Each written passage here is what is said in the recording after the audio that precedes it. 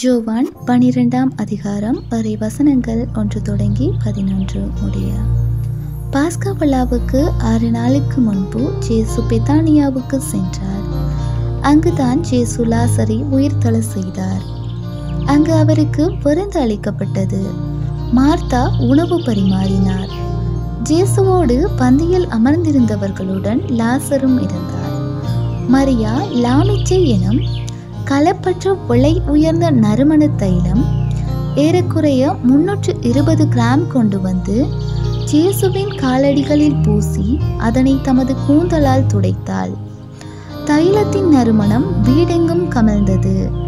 ஜேசுவின் சீடரில் ஒருவனும் அவரை காட்டிக் கொடுக்க இருந்தவருமான யூதாஸ் இஸ்காரியோத்து இந்த தைலத்தை 300 தெனாரியத்துக்கு விற்று அப்பணத்தை ஏழைகளுக்கு கொடுத்திருக்க கூடாதா என்று கேட்டான்.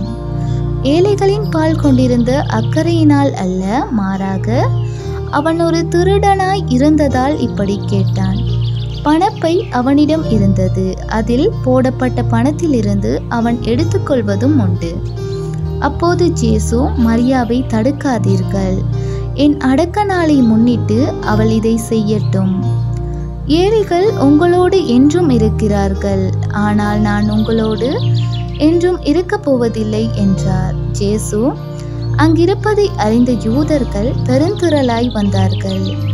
அவர்கள் ஜேசுவை முன்னிட்டு மட்டுமல்ல, அவர் உயிர்த்தெழ செய்திருந்த லாசரை காண்பதற்காகவும் வந்தார்கள்.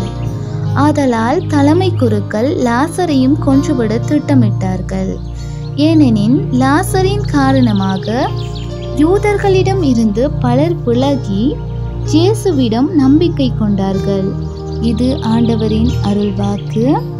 கிறிஸ்துவே உமக்கு புகழ்.